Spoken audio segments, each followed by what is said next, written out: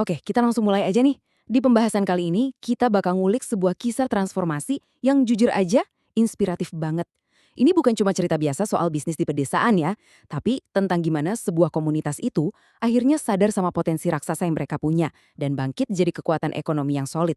Kita bakal ngebedah bareng-bareng perjalanan luar biasa dari desa Pumpungan waktu mereka ngebangun kebanggaan mereka, BUMDes Berkaho.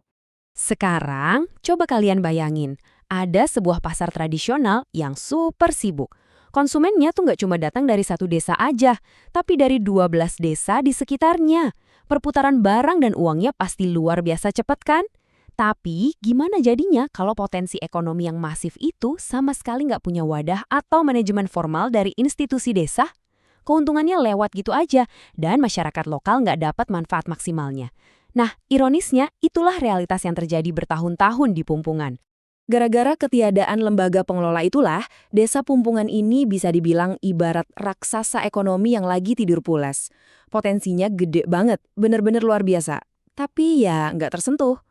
Raksasa ini terus saja tertidur sampai awal tahun 2020.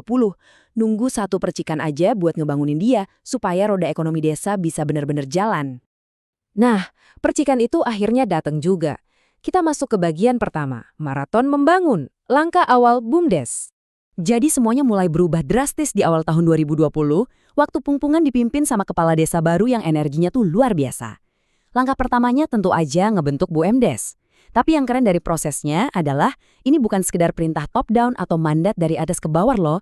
Mereka benar-benar ngundang semua elemen masyarakat buat diskusi. Mulai dari BPD, Karang Taruna, akademisi, sampai tokoh pemuda.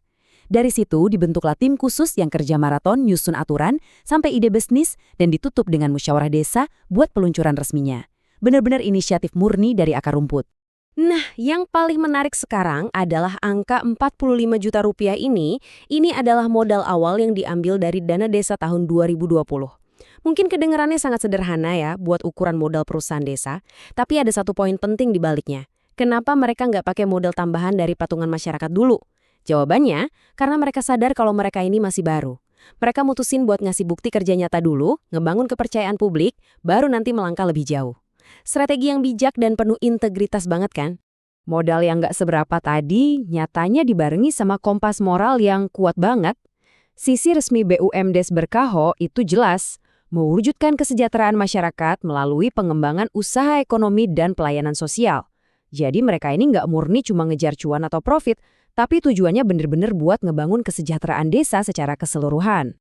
Berbekal modal dan visi tadi, mereka langsung tancap gas. Kita masuk ke bagian 2, mengaktifkan usaha di sektor real desa. BUMDes Berkaho ini cerdas, mereka nggak langsung bikin program yang muluk-muluk. Mereka mulai dari urat nadi ekonomi desa itu sendiri. Pertama, pengelolaan areal persawahan yang jadi mesin pencetak laba mereka. Yang bikin salut, biaya sewanya justru dibikin lebih murah buat para petani. Dan ini sukses banget ngebuka lapangan kerja dan nekan angka pengangguran. Terus yang kedua, ada usaha konveksi. Dan tebak, waktu pandemi lagi parah-parahnya dan daya beli turun, konveksi mereka malah tetap tangguh, stabil nerima pesanan tiap bulan. Ketiga, persewaan gerobak buat pedagang lokal. Lewat langkah ini mereka benar-benar ngebantu memberdayakan pedagang kecil. Mereka sukses ngebuktiin kinerja mereka di sektor tradisional ini. Oke, mari kita beralih nih dan lihat gimana pondasi awal tadi berkembang jadi sesuatu yang gila banget.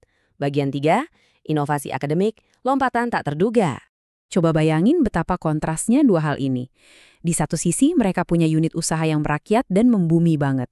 Ngurusin sawah, gerobak, dan menjahit. Tapi di sisi lain, mereka ternyata ngebangun sayap penerbitan akademik tingkat internasional. Iya, kalian nggak salah denger kok. BUMDes di level desa ini ngelola armada jurnal ilmiah global. Ini benar-benar sebuah lompatan inovasi yang nggak disangka-sangka dan masif banget.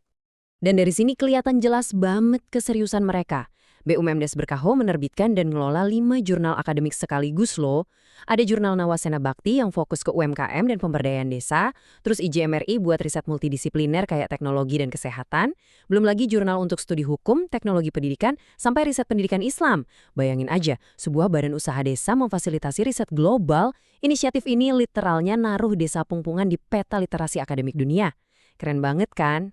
Tapi tenang aja, walau udah melesat sampai ke kancah internasional, mereka nggak lupa sama akar mereka.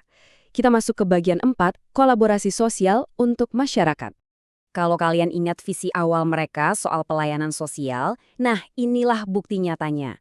Mereka ngelakuin kolaborasi non-bisnis yang dampaknya kerasa banget. Mereka gandeng Samara Advertising buat ngasih pelatihan digital marketing ke warga desa. Terus mereka juga kerjasama bareng SMK Al-Fatah buat ngelatih siswa akuntansi ngerjain laporan keuangan sungguhan. Nggak berhenti di situ, bareng Yayasan Binaul Izza, mereka memfasilitasi penyaluran hewan kurban ke daerah-daerah pelosok yang benar-benar butuh. Jadi misi ekonomi dan misi kemanusiaannya benar-benar jalan beriringan.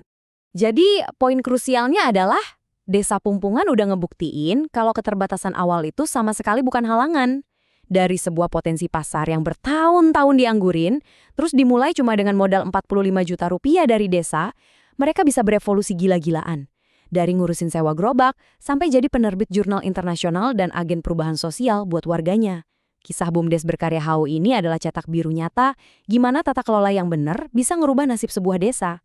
Nah, setelah dengar perjalanan luar biasa ini, coba deh renungin, apa sih potensi tersembunyi di desa atau komunitas kalian sendiri yang sebenarnya lagi tertidur lelap dan cuma nunggu buat dibangkitkan?